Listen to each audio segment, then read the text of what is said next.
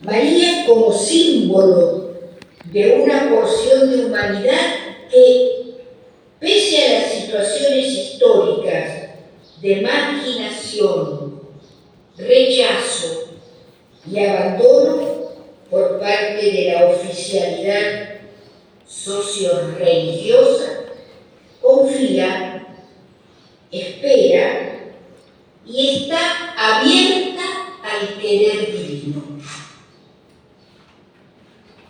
Y la otra protagonista es la palabra, que es Dios que se comunica, pero no en el centro, donde todo parece que está dicho y decidido, porque Dios mismo mete allí, en el centro, no hay cabida para Él.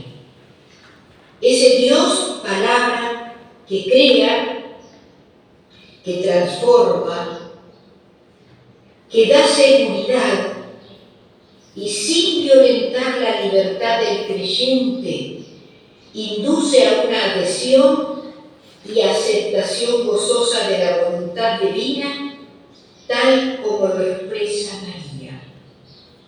Que se cumpla en mí tu palabra. También en Jesús tenemos otro referente esencial que nos revela su secreto más íntimo, que su ser hijo y realizar la misión consiste en la obediencia a Dios. Es decir, en darle paso al Padre y a su acción salvadora en su vida y en la historia. En Juan 6,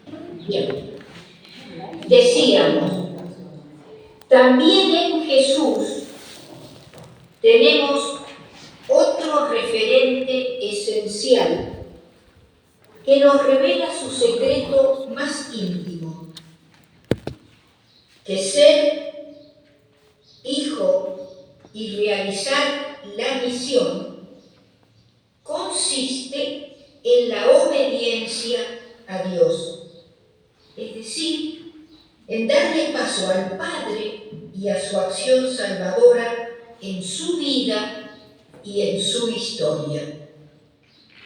En Juan 6:38 leemos, porque no bajé del cielo para hacer mi voluntad, sino la voluntad del que me envió. Tenemos necesidad de contemplar a María y a Jesús. Permitir que sus actitudes sean nuestras. Pedir al Espíritu Santo, que es el único que puede convertirnos y lograr que alcancemos en nuestras vidas el primado de la voluntad de Dios, que nos desapropie de nuestra voluntad y nos vincule con amor de pertenencia al Señor, de modo que servirle sea una donación de nuestra vida y no una imposición que nos esclavice. Hacer la voluntad de Dios nos posibilita permanecer en Jesús, tener paz interior estable y consistencia personal y hacer morada en la vida de Dios. En referencia a este horizonte, nos alerta la primera carta de Juan, capítulo 2, versículo del 15 al 17, cuando nos dice, no amen al mundo ni lo que hay en él. Quien ama al mundo no posee el amor del Padre, porque todo lo que hay en el mundo, los malos deseos de la naturaleza humana, la codicia de los ojos y el orgullo de las riquezas, no procede del Padre, sino del mundo. Y el mundo pasa con sus codicias, pero quien cumple la voluntad de Dios permanece por siempre. Tener muy presente que desde la perspectiva joánica, vencer al maligno significa vencer también al mundo y dominar los poderes que en él actúan. El mundo queda reducido a estas tres potencias: los malos deseos de la naturaleza humana, la codicia de los ojos y el orgullo de las riquezas. Para el creyente, la victoria sobre el mundo y sobre el maligno es un don de Cristo, pero también una tarea, un indicativo y un imperativo. No hay camino intermedio ni otra alternativa. O el amor al Padre o el amor al mundo. Todo esto en la conciencia de que toda decisión existencial lleva a un destino. Quien sigue la vanidad de este mundo pasa como la oscuridad ante la luz. Pero quien obedece al Padre, como ha hecho Cristo, permanece para siempre. Preguntémonos, ¿nuestra vida está centrada en la voluntad de Dios? Descubriremos la respuesta en la facilidad mayor o menor que tengamos a subordinar nuestros deseos a la voluntad de Dios. Es necesario pedir la gracia al Señor de vincularnos desde el amor. Suplicar que nos regale la fortaleza del amor, para que el gozo de pertenecerle se nos haga opción de vida, superando un mero sentimiento religioso. Tener siempre presente que el subsuelo de cualquier vocación evangélica es hacer la voluntad de Dios. Vocación común de todos y cada uno de los creyentes. Esto supone para nuestro camino espiritual el alcanzar lo que llamamos la indiferencia espiritual, que consiste en el logro de esa autonomía que hace que la persona sea capaz y tome su vida en las propias manos. Esta autonomía nace de la experiencia del amor de pertenencia, que se alcanza cuando el amor de Dios nos hace salir de nosotras mismas.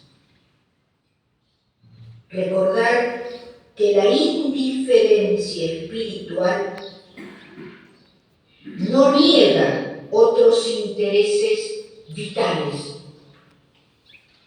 sino que nos resitúa tanto cuanto Dios quiera.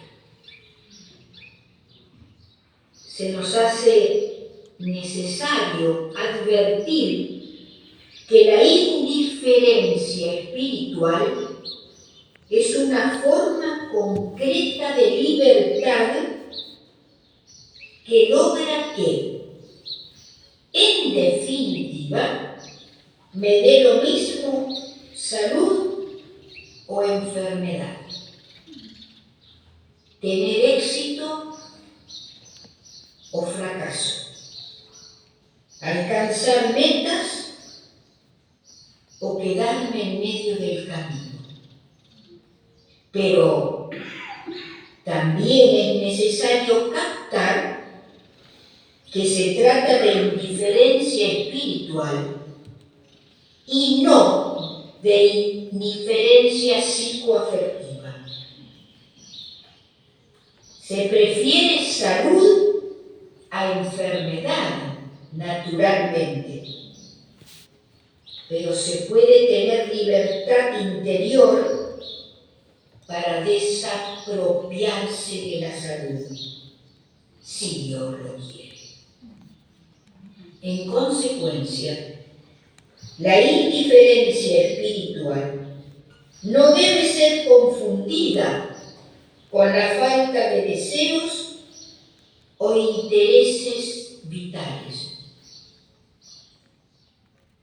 ni con la incapacidad de tomar decisiones propias o con el autosacrificio en aras a lo más perfecto, según nuestra vida. La indiferencia espiritual es, en síntesis, el camino que nos lleva a la santidad.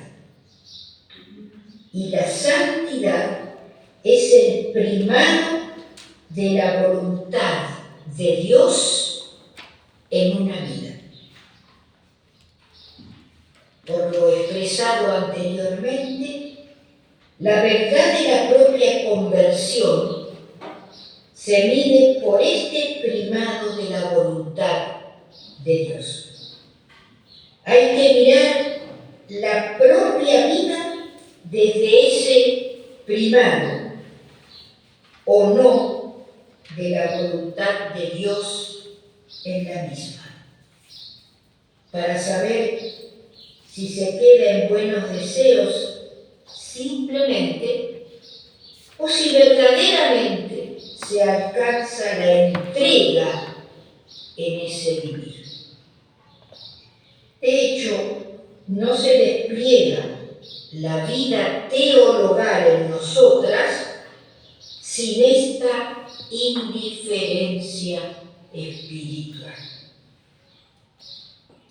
Es a esta indiferencia espiritual que se le aplican las palabras de Jesús: entrad por la puerta estrecha.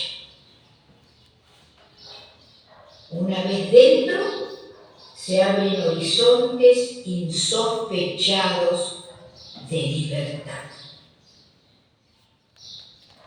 Podemos decir que no hay misión de verdad hasta que no vivimos en nuestra vida la primacía de la voluntad de Dios. De lo contrario, podríamos estar confundiendo la eficacia controlable de nuestra tarea con el reinado de Dios. En el Evangelio de Juan, capítulo 21, versículos del 15 al 23, Jesús le pregunta a Pedro por la sinceridad de su amor. Percibimos en el texto que Jesús hace tres preguntas: eco y reparación de la triple negación de Pedro. El contenido de este pasaje puede también interpretarse como la ratificación de un compromiso conforme a la costumbre semítica de hacerlo. En la respuesta de Pedro podemos captar cómo su experiencia dolorosa le ha cambiado. Su triple respuesta no se apoya en él mismo, sino en la fuerza de Jesús. En el texto, Jesús constituye a Pedro en pastor de su rebaño y le pide su amor total. Es esta, amor total, la condición indispensable para desempeñar cualquier misión dentro de la Iglesia. Pedro y las circunstancias de su vida puede hacernos reflejo de nuestra vida. No nos es tan difícil identificar nuestra vida con la vida de Pedro. Él ama sinceramente a Jesús.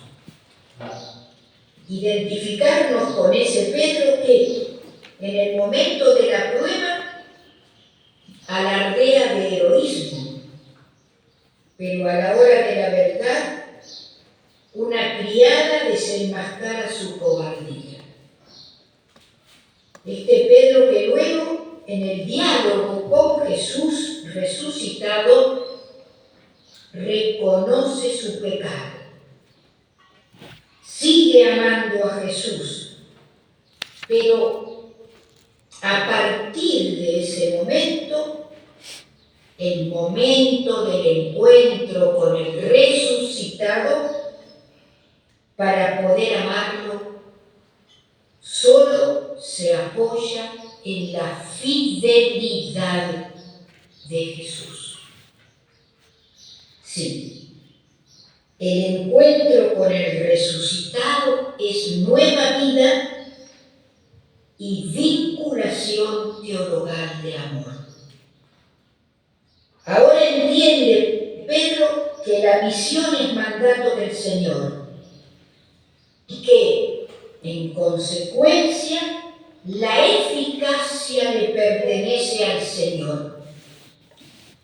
Y lo que nunca sospechó antes, ahora lo comprende. Que el amor de Jesús y la misión se consuma como en el Maestro, en la muerte. Es necesario ponernos en oración en la presencia de Jesús, dejarnos mirar por Él y escuchar la pregunta más importante de la vida de cualquier discípulo. ¿Me amas? Y que podamos responder sincera y torpemente, pero con el corazón abierto de par en par. Sí, Señor, tú sabes que te quiero. Amar con esa intensidad. Entregarnos con esa plenitud. Buscar en nuestra vida el triunfo solo de Dios. Para lo cual el objetivo tiene que ser un aprender a vivir teologalmente, que es lo mismo que decir aprender a vivir de dentro hacia afuera. En ese vivir de dentro afuera comienza el verdadero proceso de personalización. Hay un momento en nuestro camino espiritual en que se descubre que la vida va por dentro. Aquí es cuando comienza a emerger la vida teologal. Cuando se tiene vida teologal, es porque hemos comenzado a experimentar que el Señor ha alumbrado la fuente de agua viva en nuestras propias entrañas. Disculpen.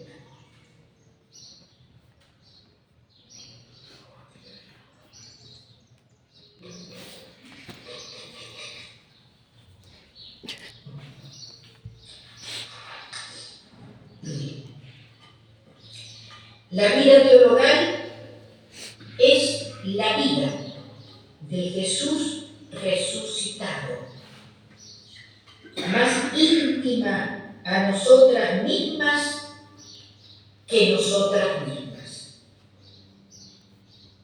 Es un permanecer en Jesús que es don, llamada, mandato y promesa. Este permanecer en Jesús se comienza a experimentar de forma tan real como el sarmiento que brota del tronco y de él recibe la savia.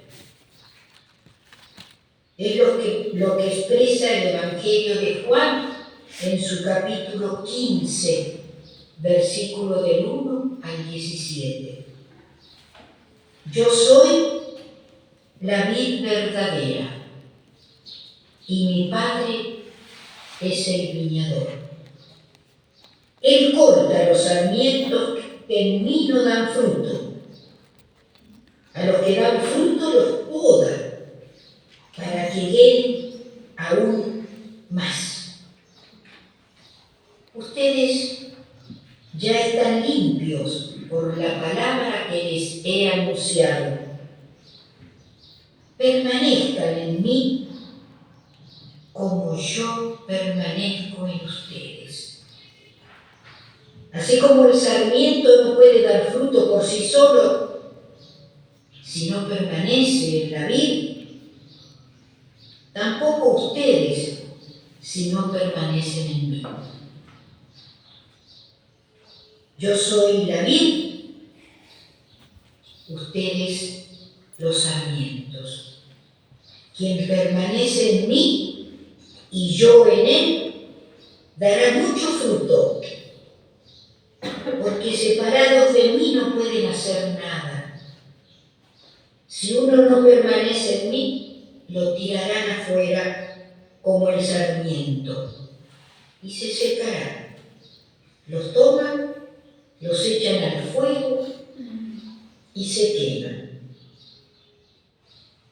Si permanecen en mí y mis palabras permanecen en ustedes, pedirán lo que quieran y lo obtendrán.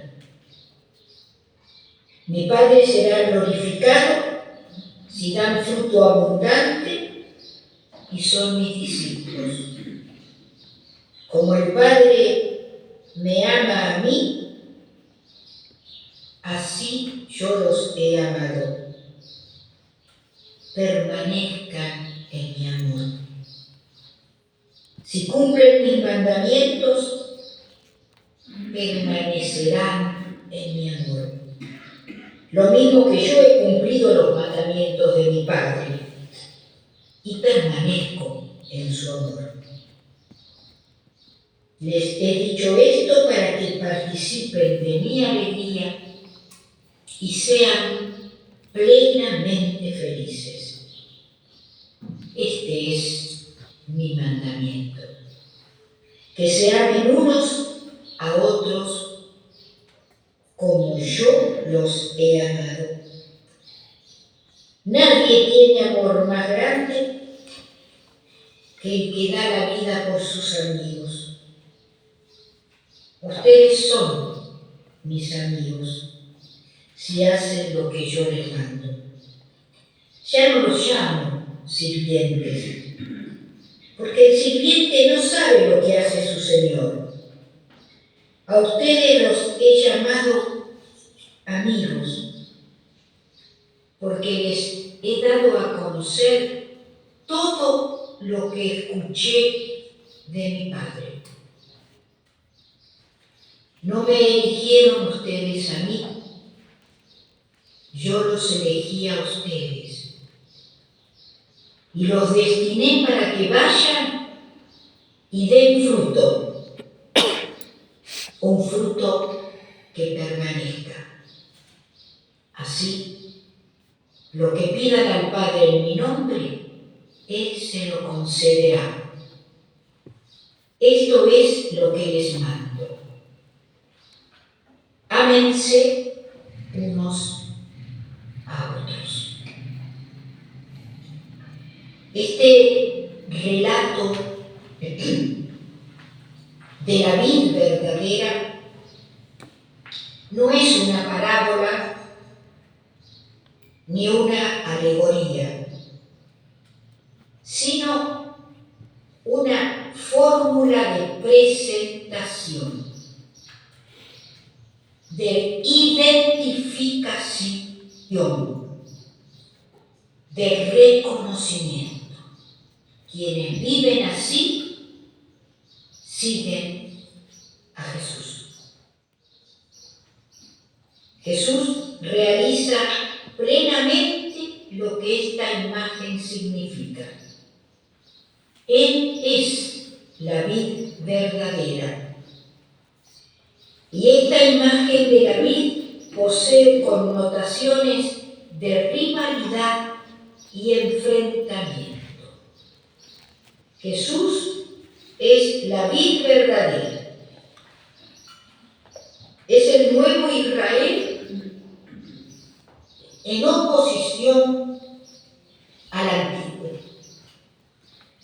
Jesús es la vid verdadera que se contrapone a otras vides que, comparadas con él, no han resultado ni fructíferas ni eficaces.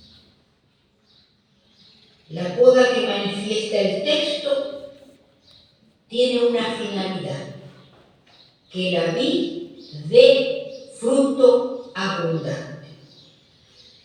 El sarmiento que no dé fruto tiene su suerte echada, será arrancado. El Padre realiza la poda cuidando solícitamente de la vid. Al don del Padre corresponde la colaboración del discípulo, puesto que el discípulo se caracteriza por permanecer en Jesús, ser lo que ya se es injertado en él. Jesucristo mismo responde a su vez a esta colaboración permaneciendo en el discípulo.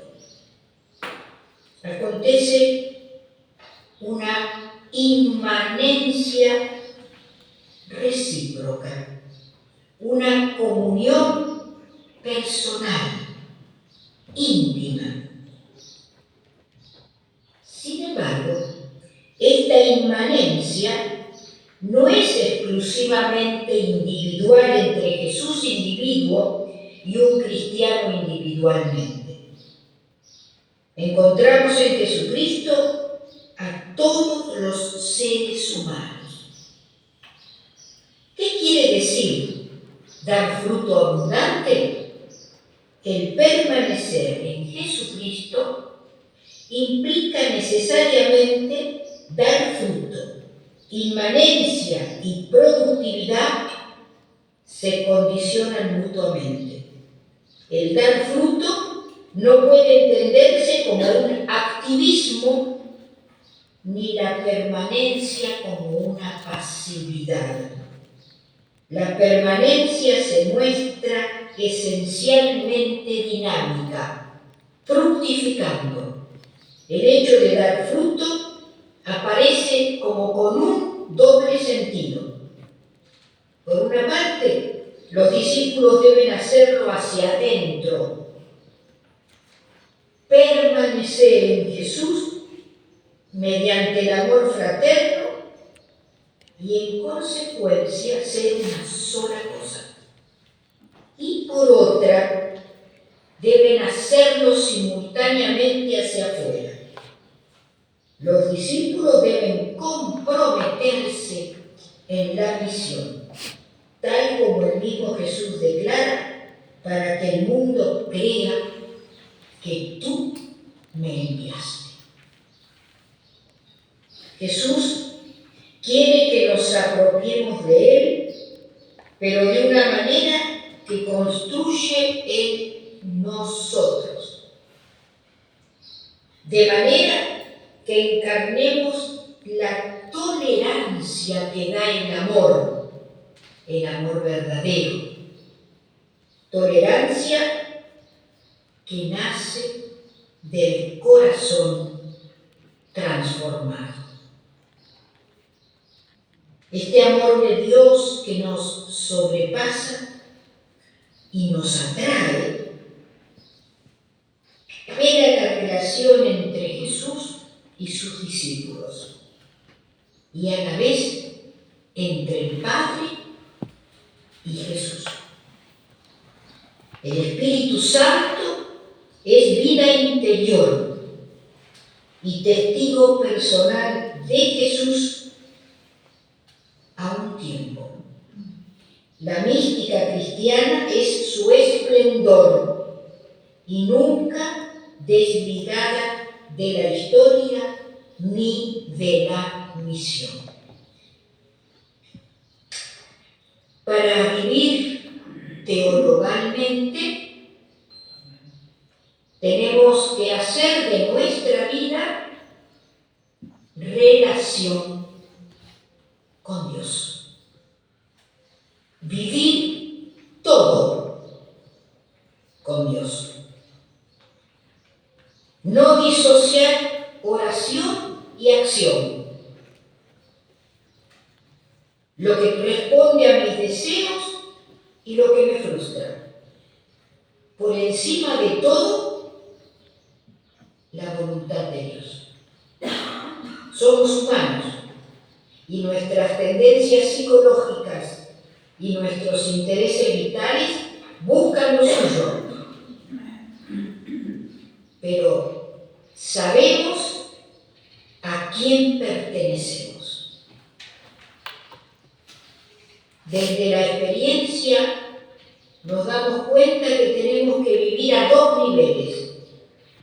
En el nivel superficial están mis preocupaciones, mis emociones, mi discurso mental. Pero en el fondo, procurar mantener y volver constantemente a mis actitudes teologales. Confiar, agradecer, entregarme a lo que Él quiera. Volver a las certezas fundantes, que son las creencias que han sido confrontadas con la realidad, las que permanecen en medio de la visión y me permiten dar unidad de sentido a toda mi historia. Caminar mirando continuamente aquello que realmente creo que tengo que hacer, estando vigilante a la jugada que Dios nos está haciendo a través de lo que no controlamos. Incluso cuando fracasamos en nuestros propósitos. Esto es vivir conscientemente. Para vivir teologalmente es imprescindible fidelidad a la oración.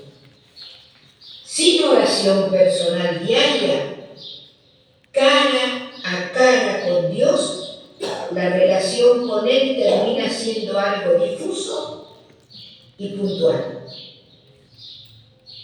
Además, tener en cuenta que si la oración no me lleva a vivir en relación permanente con Dios, es que estoy cayendo en un intimismo estéril. Es tarea de por vida la unificación del amor de Dios y del prójimo. Esta unificación es un test de la verdad del corazón y de la existencia. El amor viene de Dios. A Dios se le ama por sí mismo. El amor al prójimo pertenece a la misma dinámica. Además, viviendo teologalmente, logramos proyectar la vida desde la verdad interior. Aprendemos a diferenciar los proyectos que nacen desde la reflexión y el impulso y los proyectos que nacen por el proceso de transformación interior y que sentimos nuestros sin haberlos planeados. También el vivir teologalmente, cuando experimentamos el no saber y el no poder, no los convertimos en problema, sino en un camino de Dios, porque es el amor de fe el que ilumina y guía en la oración y en la vida. Viviendo teologalmente, celebramos el don que nos sobrepasa. Logramos abandonarnos y descansar en Dios. Quiero terminar esta reflexión con las palabras del apóstol Pablo a los Efesios, capítulo 3, versículos del 14 al 21. Por eso, doblo las rodillas ante el Padre, de quien procede toda paternidad en el cielo y en la tierra. Que Él se digne, según la riqueza de su gloria, fortalecerlos internamente con el Espíritu. Que Cristo habite en sus corazones por la fe. Que estén arraigados y cimentados en el amor, de modo que logren comprender, junto con todos los consagrados, la anchura y la longitud, la altura y la profundidad. En una palabra, que conozcan el amor de Cristo, que supera todo conocimiento. Así serán colmados de la plenitud de Dios, aquel que, actuando eficazmente en nosotros, puede realizar muchísimo más de lo que pedimos o pensamos. Reciba de la Iglesia y de Cristo Jesús la gloria en todas las generaciones, por los siglos de los siglos. Amén. Queridas hermanas, buenas elecciones.